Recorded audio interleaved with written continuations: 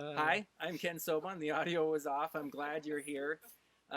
In about 7 or 8 minutes, 8 minutes, we're going to do a net run. So we're going to walk down to the nets and see if there's any owls in there. If you listen carefully, you might be able to hear a toot. So that's a little toot where it is luring the owls into the nets. So we're going to walk down there, see if there's owls, and bring them up. So I'm glad you guys are here. And my students, welcome.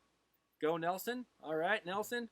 And the other professionals and family and friends and friends of BCCER, Big Chico Creek Ecological Reserve. So John, for those for those who don't know, Ken Sobon is the director of the Northern Saw-whet Owl Banding Project here at the BCCER.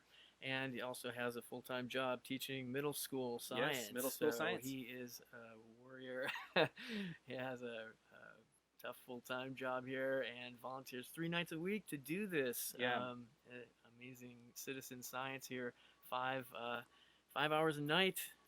5 hours a night, 6 nights a week. 6 nights we're open, and then for I work 3 nights for 4 hours. The nets are open. For how long in the season? About 6 weeks. 6 weeks. So I'm here 3 nights a week, and Wyatt is here. Wyatt Hershey is my assistant, and he's here 3 nights a week also. And tonight your assistant is Erica. Hello. Erica. Glad you guys could come. Right. So Erica, hopefully Erica will be opening up a station. I'm going to sub-permit her to open up a station up in Shasta County. So we've started to get some better coverage of banding stations, and I'll be talking about the banding stations network of stations that band these cute, amazing owls. And so we need some more coverage on the West Coast, and we're starting to get some stations opened up. So this is the only banding station for Northern Saw-whet owls in the Cascades, Sierra Nevadas, in California. Yes, currently, yes. Yeah.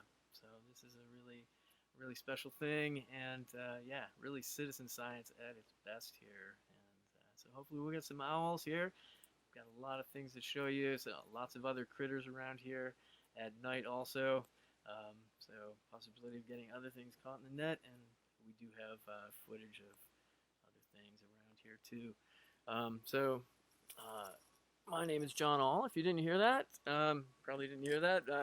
I am the education coordinator here, and this is our inaugural live stream here on Facebook here, a place where at the Big Chico Creek Ecological Reserve, where I seldom can get phone reception. Now we are streaming in high definition, so pretty amazing here, and we're really crossing our fingers and hoping that all of this works, so please stay with us. And I have my assistant back here, Brittany. Can you wave? There we go. So you'll be hearing from her again, also from her also. She is a she's an intern with the Recreation Administration department here at CSU Chico, so she's helping us design some educational curriculum. So probably hear from her also. Okay, well, I am going to show you some scenes from earlier today. This is one of the things that is great really about being at these nights, is that you get to see the sunset up here at the BCCER, and you get to see the bats come out of the bat boxes, and it's a really special evening just to be hanging out here under the stars. A little bit cloudy tonight. We have some pictures of stars to show you. So they're going to do the net run and see if they have some owls down there, and we are going to show you some scenes of the BCCER from earlier today. Good evening, everybody. Welcome to the Big Chico Creek Ecological Reserve. My name is John All. I am the education coordinator here, and I wanted to make this video before everybody got here. So it's going to be dark pretty soon, and we are going to try to get some owls and see if we can meet some Northern Saw-whet owls. Hopefully the storm we got last night will blow in a flock of owls for us here. But until then, one of the things you would normally get to do is look around a little bit before the program. So We're going to do a little bit of that there. So here's a look at the map here of the Big Chico Creek Ecological Reserve. Follows the creek for 4.5 miles. So we have 1/10 of the creek front there. It stretches all the way across to Musty Buck Ridge, also known as the North Rim in Bidwell Park there. And on the other side of that also. So just a little bit more upstream here from the headquarters off of Highway 32. You can see some of the suburbs of Forest Ranch up there on the hill. I'm very excited. We have some new technology that's allowing us, it's actually beaming a signal, Wi-Fi signal from campus, high speed, to Musty Buck Ridge over there and to our office and then out to you folks. So exciting evening here. Of course, this is a big wild place. We do have bears, we have mountain lions, we have coyotes, we have bobcats, we have all kinds of things, skunks and ringtails even, some of which have been seen on our nightly excursions. Mostly not, though. They are pretty shy. Wildlife does usually stay away from people, but we will get to see some of them later tonight for sure. We have some historic olives around here, and if you look closely at this tree here, you can see bear claws. So the bears like to climb these trees and eat the olives. I particularly like this claw mark over here. You can really see how big those claws are. There's a nice one right there. Okay, we do have a lot of birds. That's the birds get really excited around sunset. It's just a beautiful night here. We've got some clouds that have blown in from that storm. Didn't get any rain out of it here. Felt a couple of sprinkles, but we have a nice sunset there. And we have sparrows chirping, finding their spaces for tonight to bed down. We also have a hawk that's been around also, so it's very important for them to be hiding. I was filming last night and we had a Cooper's hawk dive bomb, photo bomb the filming and chase some sparrows out of the way there. So there's our historic barn. Of course, this is land that the Mechoopda lived on for thousands of years. This is Mechoopda land, Mechoopda Mighty land, and we have, of course, a lot of relics from that time, and also relics from the European settlers here. And this barn here is from about the mid-1800s, late 1800s there, from the Lucas family, famous Chico family that had the 14-mile house on the old Humboldt Road, which goes where 32 is now. So I promised you to show you some wildlife. Let's see if we can get a close-up of this. One of the big shows here are the bats. We have bats that leave these bat boxes here, and I'll show you some filming of that later. That's one of the great things to watch while you're here waiting for owls. Okay, so our first seldom seen ambassador of the wild here is this little tiny bat. He's here in our kiosk, wintering, actually just hanging out there, usually in the winter, enjoying that little greenhouse effect in there. This is a Myotis species, so mouse-eared bats, that's what Myotis means.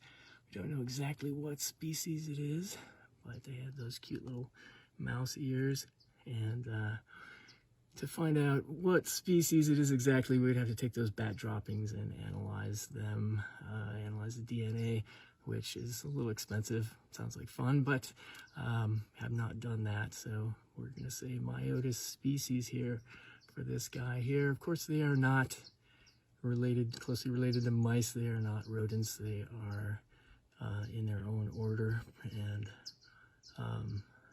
they have sharp little teeth, not gnawing teeth like the mice. So we'll let this guy sleep, and you'll get to see some come out of our box later.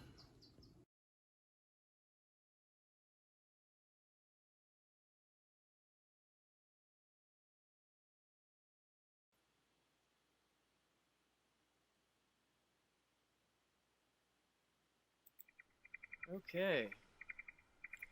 So this was yesterday. I took some slow motion of the bats coming out of the box. Usually we just sit there and watch them for about an hour. They come out slowly. There were just hundreds of these Mexican free-tailed bats that live in these boxes. It's so neat to watch them come out and feed on the insects at night. Of course, we love bats. Love having bats around. What's that?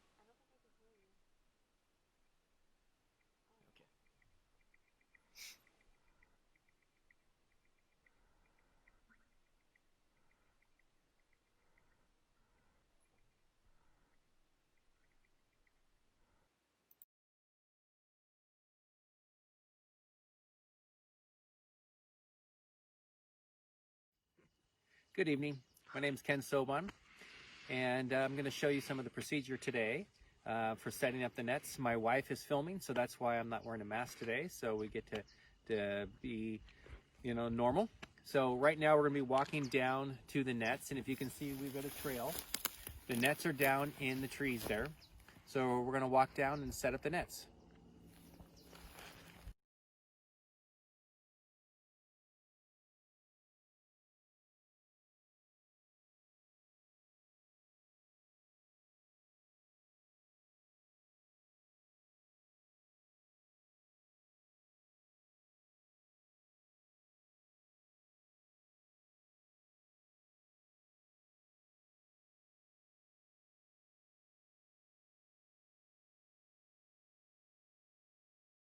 Go ahead. So we're setting up a series of nets. We have 4 nets up here at the station. We lay these 4 nets out, and then if you see over here, you can see there is a collar, and that's a little speaker system that plays the call of a male northern saw-whet owl. And that collar brings the owls in, and it'll bring them to the nets, and then we'll retrieve them from the nets and bring them up to process them. So when we set up the nets, what I do is, the nets are kind of particular in the way that we set them up, but you always have to make sure that this is on one side and this loop is on the other side. So what I do is I put half the net in the pole, half the net over the pole, I untie the bag, and then now I'm going to start unstretching it here. And then the net is going to go this direction. So I'm going to have the net's going to come in the bag, and if you can see, it's a real fine net. I'll put it in a low light here. You can see it's a real fine net. So I'm going to unstretch the net, shake it here. You can follow me.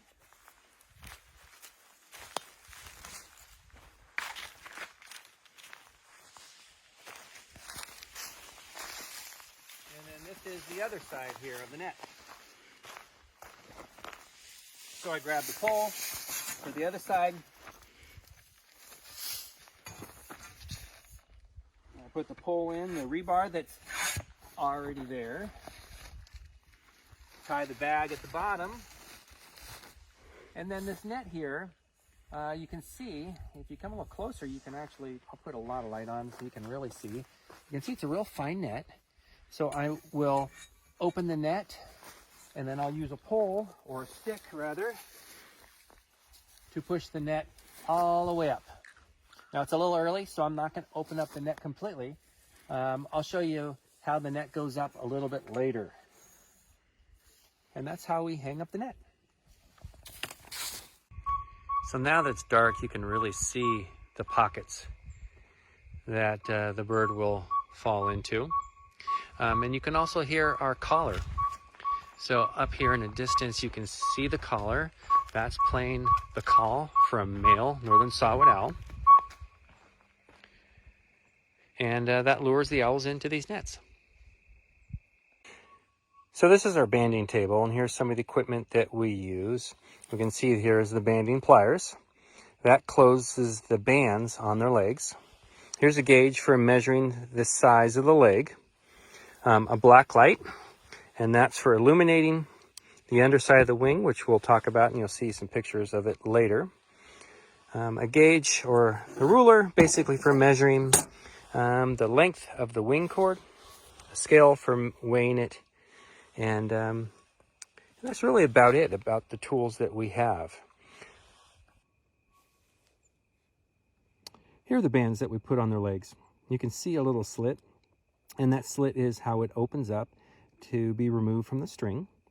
On there you can also see some numbers on those bands, and those numbers are a unique number that when you report that number to the USGS, they can tell you where that bird was banded, how old it was, and what year it was banded.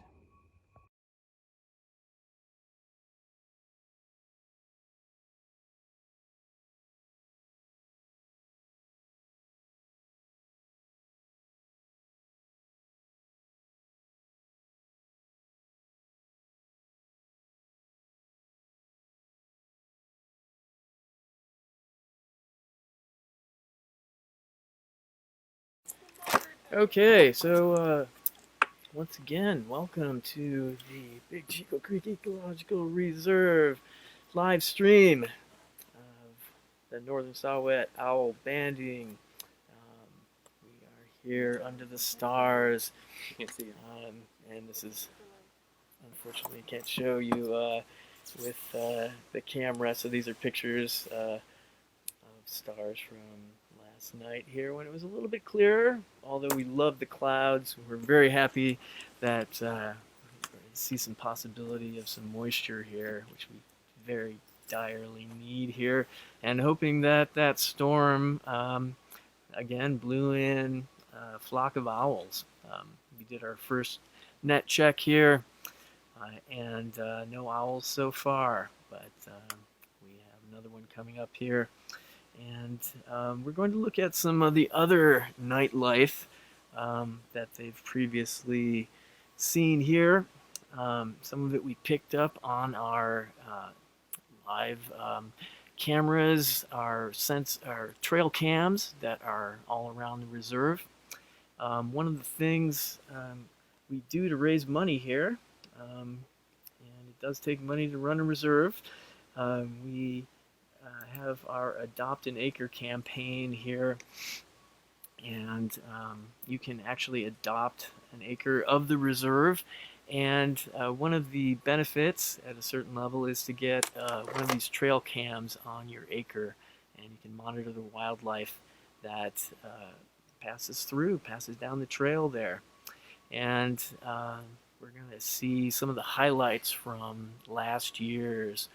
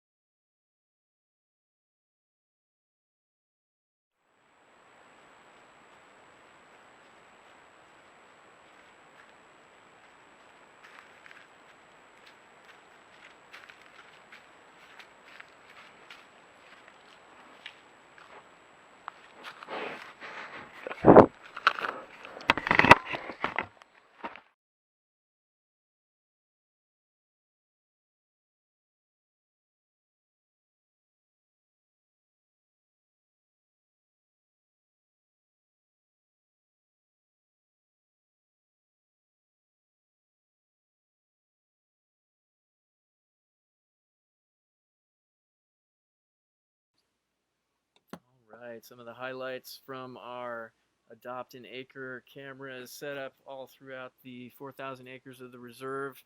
And yeah, amazing amount of wildlife here. This is a wild place. We had mountain lions, had a couple of cubs this year, bears, of course, foxes, skunks. All of those critters could come. You could see tonight. And here's Ken Sobon again, director of the Northern Saw-whet Owl Banding Project. So once again, welcome. Glad you guys are here tonight. It is a kind of a slow season. Every 4 years, we tend to go into these cycles. So a lot of owls. In 2017, we had a lot of owls. And this year is probably our slowest year. So we're getting a few every night, not as many as we have in some seasons. So cross your fingers. Hopefully we'll get one on the next net run. If not, we have video from last night or from a couple nights before my wife filmed. And so we have the process of me banding the owls. And let me tell you, these are the most amazing creatures. They are so small. I mean, Northern Saw-whet owl is, well, actually will fit in one of these cups. When we weigh it, you'll see that process. So these owls are smaller than a Coke can, about the size of my fist. Now, one thing that we will talk about is that the males are different size than the females. So the males tend to be a little bit smaller than the females. The females are 25% larger or so. The males run from about 70 grams to 80, 85, 90 grams max. And females run around 80 to 104, 106, sometimes even up 110 grams. So the females are quite larger than the males. Generally, they're very calm and docile, although we might... I'm having trouble hearing you. They're calm and docile. That was my phone there on my watch. But sometimes we'll get one that's feisty. A couple nights ago, I had one that was just lunging. And, you know, number one for us is the safety of these animals. I'll sacrifice a net. I'll sacrifice, not putting a band on the leg if the animal shows any stress. So we are very careful with how we take care of these animals. That's the number one priority. And I had a great teacher, Don Garcia, who's watching, my mentor, who's taught me almost everything I know about these guys. So shout out to Don. Thanks, Don. Hi out there. And a lot of people that are on the stream watching know Don. So in a few minutes, we'll go and make another net run. And at about 10 minutes, we'll make another net run. And if we don't get one on that net run, what we'll do is we'll play the video of the whole banding process. But So go ahead. John. Yeah, so how long has this banding project been going on here? So this station was founded in 2005 by Don Garcia. And in 2017, she retired from being the director, and now I'm the director of the station. And she sub-permitted me and to work under her permit. So now I have my own master bander permit.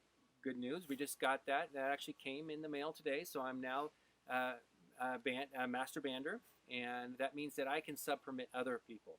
So over my shoulder, we can see Erica right there. You can see her hand waving.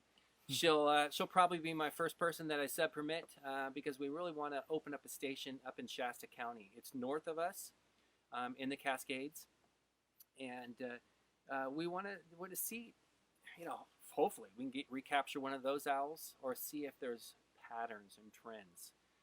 We're part of a group called Project OwlNet, and there's over 120 different stations around the United States and Canada, probably more than that.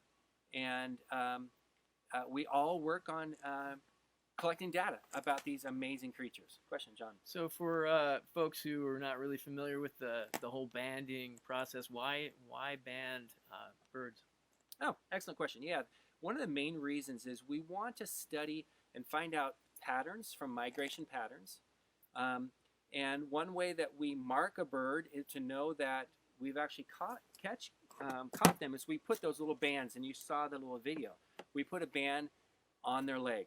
So that tells us, has it been caught before? has a gain, and then if someone recatches that owl, that's like the prize. When we get a recapture, a foreign recovery, an owl that has banded in another station that we catch, or one that we banded that someone else catches, that's like the prize. That's when we're really excited, because then we know we can compare their data versus our data. So was this owl, did it lose weight? How long did it take to get to us? Is it healthy? How old is it? The average age of owls that are captured in these stations are, I think, 1.9 years. But these owls have been known to live up to 8.5 years old. Wow. So we want to follow long-term trends in the data, and we want to see which way they're moving. And one thing that we've discovered about this, and Dawn started the station because she wanted to see if there was a pattern of just north-south movement with these owls. And we're seeing that there is some north-south movement. Last year, Rocky Point Bird Observatory, which is in the stream they're watching, they caught one of our owls, so we were super thrilled that they caught one of our owls. Columbia? In British Columbia. Yeah. Yeah, right Wow. on the Juan de Fuca, the point. Basically, there's an area that all the owls are funneled into a little spot, so they capture them. They capture quite a few more than we do. They caught one of our owls, and last year we caught an owl just from a station just north. So we see that there is this north-south movement, but it's not just north-south. And I think it was 2000, I forget the exact date, I have the notes, maybe 7, an owl flew to us from, that was originally banded in Montana. And he got to us in 40-something days. So he flew, he was banded in Montana, and around a month later, he got to us. A few years later, we caught an owl that was originally banded in Iowa. So that was a year later. So he maybe went south, spent the winter, then went up to the north into the Boreal area, maybe bred up there, and then came down towards the west coast. So these owls are real opportunists. They're following the food. In California, we have our snow geese that go north-south. They follow the Pacific Flyway. These guys don't. They go to where there's food. And they've done some genetic studies on these owls, and they've found that genetically there is not a lot of difference between the East Coast and the West Coast. So there is not a West Coast population. There's not an East Coast. There's not a Central, because there's mixing. We got an owl that came from Iowa. Well, the East Coast owls go into Iowa. So there is, maybe the East Coast don't make it all the way to the West, but there is, half the country mixing in that way. So, and all of this knowledge through banding, really, because these owls are very secretive, and I've heard they're one of the most common owls, maybe even the most common owl, although I'd honestly never heard of them before I heard of this project. They are very seldom seen. They're tiny, and they hide during the day, and this is about the only way you'll ever get to see a northern saw-whet owl here. Yeah, right. Yeah, it is the most numerous owl in North America. We'll get 10, 15 on a really good year. One year we got 17 in one night. I think our best night this year was 8. But, there's 2 great horned owls on this whole 4,000 acre reserve. And then we have 10, 15 owls that come through every night. So you can see how there would be more of these owls than any others. Because in that, checking the time here, we still got 8 minutes. Yeah. So how long have you been doing this? How long have you been involved in the banding? So I started volunteering probably about 8 years ago, I think it was, 9 years ago. And then I started slow, just kind of helping out. I wasn't sure that I wanted to put a band on the leg of the owl. I was a little unsure, and then I got comfortable with it, and then I started putting bands on the legs, and I think I've banded over 200 or 300. I think I'm over 200 saw-whets, and so I've had some experience, and then I've have assistants that band also. So now I don't band as much because I want to get my assistants trained up and ready to do their own. So I've been doing this for a while now. Yeah. So it's a great passion of mine. The project since 2005 yes. Has banded over 1,000 owls. Yeah. Yeah. Last year we hit 1,000. So we have banded 68 this year at the reserve. So, 1,068, maybe 1,070 owls we've banded at this reserve. So, and our station isn't a small station, but where, they get one owl and they're thrilled. But we're not a huge station. We are real fortunate because we're right on Big Chico Creek. Big Chico Creek. Yep. We're right on the creek. And if you look, we can see Mount Lassen in the Cascades if we look upstream. So we kind of act as a funnel that brings the owls towards us. They fly down.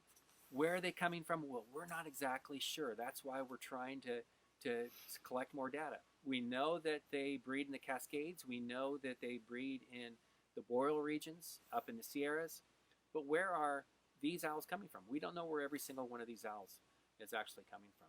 So, yeah, questions?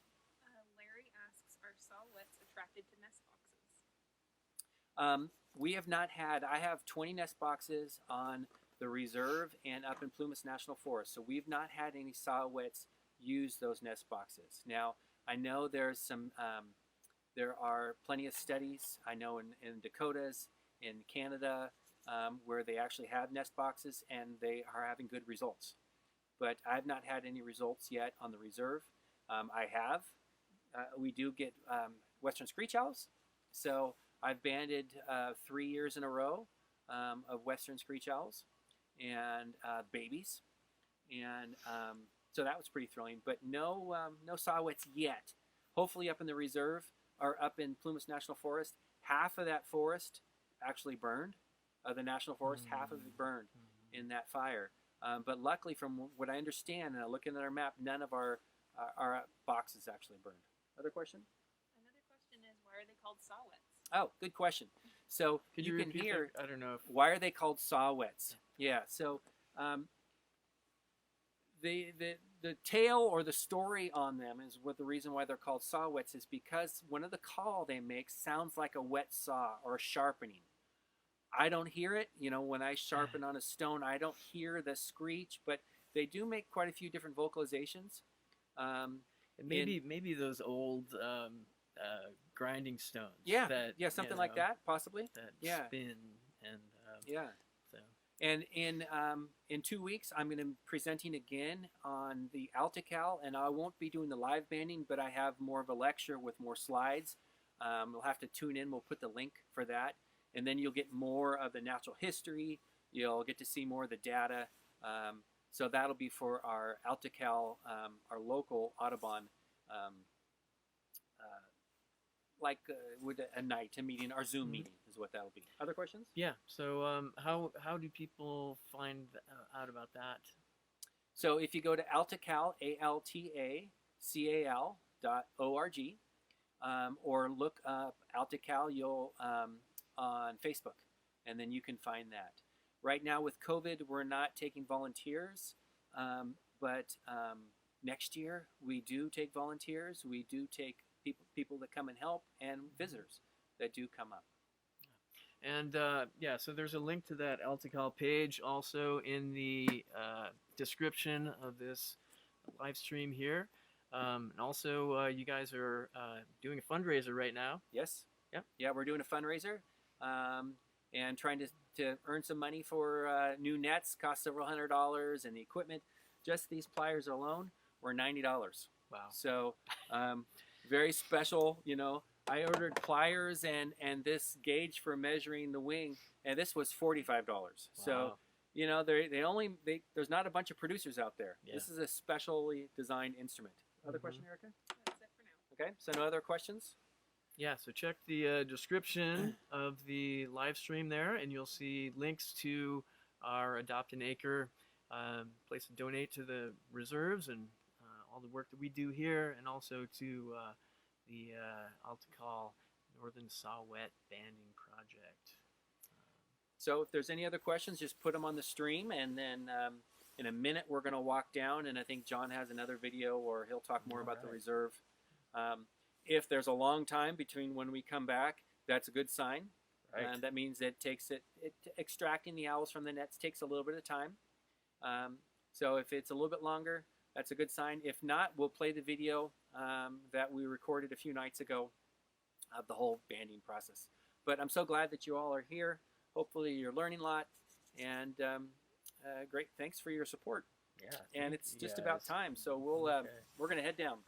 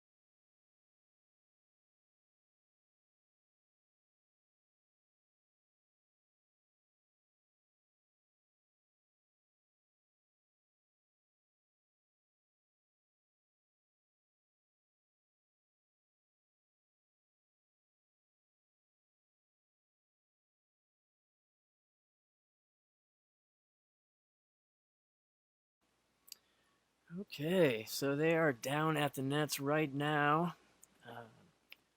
hoping that we've got some northern saw-whets in the nets there. Usually females. This is the male tooting call, and kind of sounds like a truck backing up. Wonder what the folks up on the hillside think, but it's kind of a nice sound, and we have heard the owls. We have heard owls making various calls around, so they are here, and hopefully we'll get some in the net. But we have had some other things in the nets besides owls, and one of the most exciting things is flying squirrels. Yeah, we actually have flying squirrels here right outside of Chico, believe it or not. I have a short video here of one of these flying squirrels that they're extricating from the net. And they don't like to get flying squirrels in the net because they can rip up those nets, and they're very expensive, very delicate nets here. Gosh.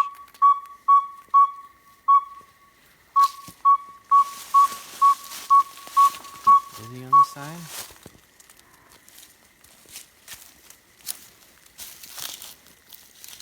Come on, come through. His butt is on Come the side. So it looks Yeah, like. but I think he's gonna come through the fall. Yeah, maybe if you spread it out, he can get out. There we go. Not used to being on the ground.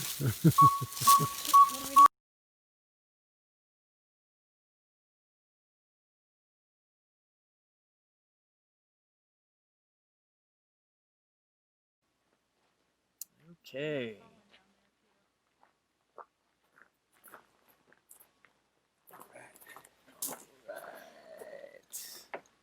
Let me get the camera on here. Hey, good news. We got an owl. The audio working? Nice. So we're really thrilled to get one. I'm a little winded hiking up the hill, so you'll have to excuse my deep breath. So the little owl's in this little bag. And we put them in these bags. It keeps them calm. And Ken, those look like custom bags there. they are custom bags. Who made those? Friend of ours, a former assistant, someone that helped us, Tanya, actually made these bags. I don't know if Tanya is on. Shout out to Tanya. Yeah, if she's not on. So what I'm doing now is I'm opening up the band. Okay, so I found the band, open it up, and I'm sticking it in these pliers. These are specially designed pliers. Okay, so I'm getting that ready. And now what I need to do is I need to find out which way the owl's facing. So I do that by basically feeling the bill here. Okay, so I see where its bill is. So then I'm going to stick my hand in. And then come behind it, and this is what's called a bander's grip. And there he is. Look at that guy. Can you believe this amazing little creature? So this is a northern saw-whet owl. I'll turn off the light. I don't know if you want to get some better light. So look at this little creature here. Amazing little guy. Doesn't seem real big. But one thing that we do is if the owl tends to be a little stressed, sometimes I will pet him just a little bit to calm him down. But he's not stressed at all. He's really calm. Big really eyes. yeah, he or she. We'll find out soon. There's 2 bits of data that we collect. 2 most important things. Is it a male? Is it a female? And what age? So those are the key points of our data. So the first thing I'm going to do is I'm going to put him in and put a band on his leg. So I'll put my light on and I'll try not to shine it in the camera. So what I do is I just kind of hold the leg out, and sometimes I'll have an assistant hold the leg, but I hold the leg out. I've got the band here. Yeah, band number 46. And those are custom bands that every different species have different sizes of legs, obviously, and it has to be the perfect size, and that these are particular to the These are saw-whet made just owls. for saw-whets. Yeah, this is a band for short. And so we can see that the band is on the leg, and I'll come through and I tighten it. I'll do one more.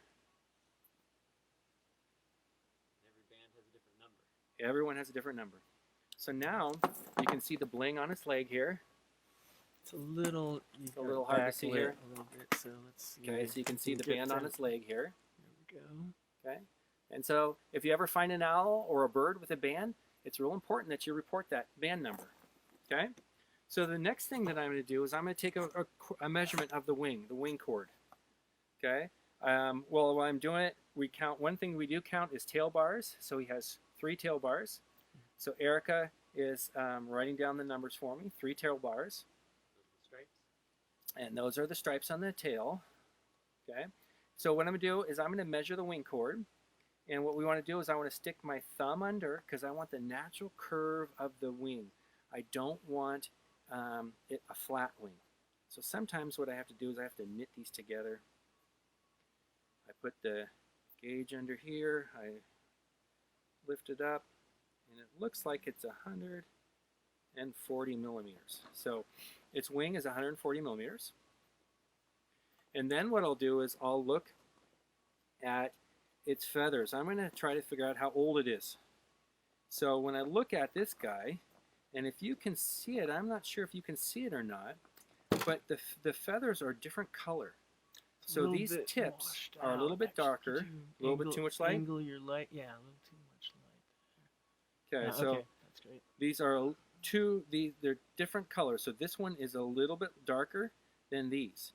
So when these owls molt, so when they lose their feathers, they lose them in stages. So if this would be a first-year bird, if this guy was born, if he was born this summer, its feathers would be all the same age. But this guy was born, he's a second-year bird, because what they do then is they replace the outer feathers and keep the inner feathers and replace the ones closest to his body. So these feathers, this would be a second-year bird, Erica. And, well, actually, you know what? I think this is actually a third-year bird because there's one feather And the third year, what happens is they start replacing as needed. So this looks to me like this is a third-year bird because these are all would appear fresh. These are primary flight feathers, but this feather number 1, secondary feather 1, is also fresh. So this is kind of a difficult one. So what we'll do is we'll say this is an after second year. So Erica, I would go fresh 1 through 10 on primary, and then secondary 1 is fresh, and then secondary 2, 3, 4, 5, 6. 2, 3, 4, 5, 6, 7 is old, 8 is fresh, 9, 10, 11, 12, those are old. And let's check the other wing and see if there's some symmetry to them. So of course, as a bird, you don't want to lose all your feathers at once. No, you don't. You will not be able to fly. Although waterfowl do that. So I do see symmetry in 10 through 1, and secondary 1 is fresh. And then 1, 2, 3, 4, 5, 6. Do we have 6 secondaries? 7. 2, 4, 6. So 1 through 6 is old, and then 7, 8, and 9 is fresh. So one thing that we can do, it's kind of a magic trick, that what we do is I'll protect its head with this bag, and if I put a black light on its wing, we can see, and Erica, would you hold it for me? Kind of at a distance here. If we put a black light on the wing, what we can see is, yeah, I think it'll work. What we can see is, you can see them illuminate. There you go. Yep. What we can see is these fresh ones here, then there's those 2 old ones. You see they're a little bit darker. There you go, right there. So we got fresh, old, and those 2 fresh, and then we have some old ones. So they have a chemical in their feathers that's called porphyrin that will oxidize after time. And that's one way we can tell that they're older feathers. Okay, so now what I need to do is I need to weigh this guy and then release him, set him free. And I think John has a video of setting free.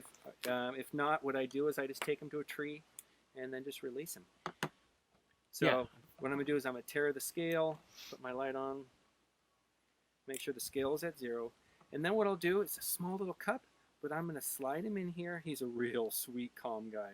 I'm going to slide him in here, hold its legs, keep him calm. Make no mistake, he is a killer. And he's 91.4 grams. 91.4 grams. Okay, so we'll look it up with whether he's a boy or a girl, but I'm thinking that it's probably a boy or it's an unknown sex between these 2. So the boys are actually smaller. Yep, the males are a little bit smaller. Those are smaller. So it's a female. It's a little girl, Mm. and so just amazing creatures. You know, if we can see the light, maybe hold up that light again. Yeah, there we go. Look at those Just eyes. just there, amazing, and amazing that creatures. facial disc for funneling sound into their ears, which are on the outside of that disc there. It's those huge, huge eyes, bigger than their brains. Imagine if we had eyes proportionally as big, they'd be as big as softballs.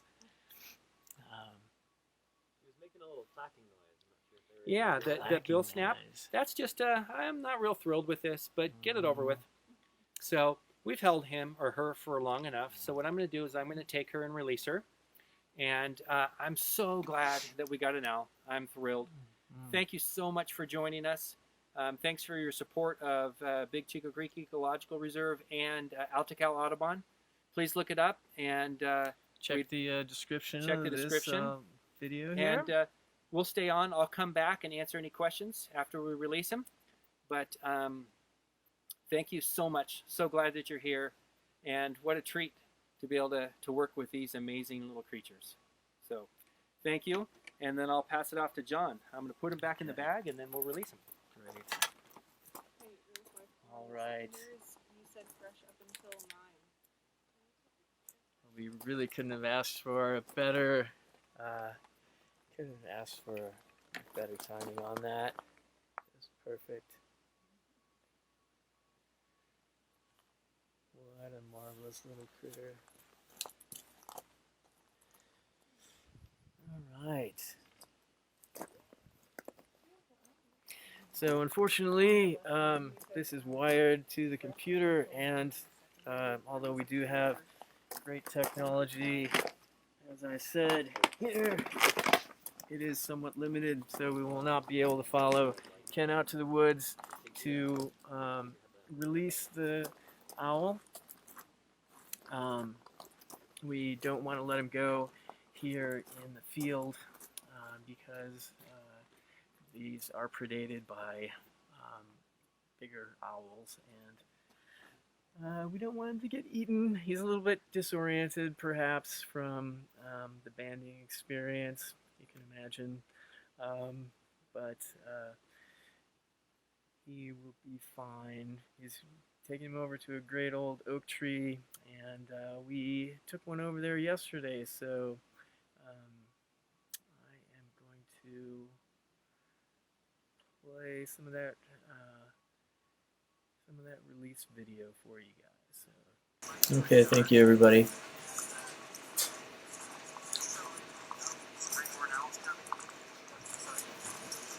Thanks for hanging. He's a little bit disoriented, and Predator could take advantage of that. You can see that there's a nice little branch there that's covered, so sometimes I'll just set him on that branch. Just fly away, right? So I'll put my red light on. I don't know if you can see much. I'll try to place him over here.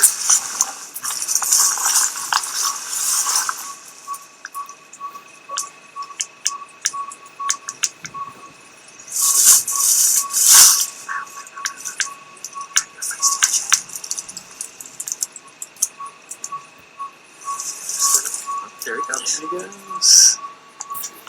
He flew away just fine. Yeah. Alright. Success.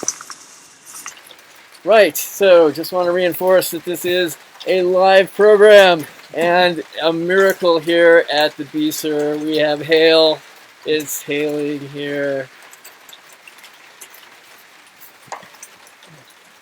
Just what a great end to the evening here. Couldn't really ask for a better grand finale here. Thanks everybody for joining us on our first Facebook Live presentation here. And thanks again to Ken Sobon and Erica and Brittany and everybody for watching. And hope you guys hope you get to do this again soon. And this video will be up on the page, and remember to check the description for links to donations for the OWL project and also for the BCCER, and we'll put information in there also about how you can see Ken's talk in a couple of weeks over Zoom, and he's got a lot more information to share with you folks. All very interesting stuff, and thanks again, folks. Enjoy the rest of your evening. Stay dry. Stay dry. Or go out and dance in the rain.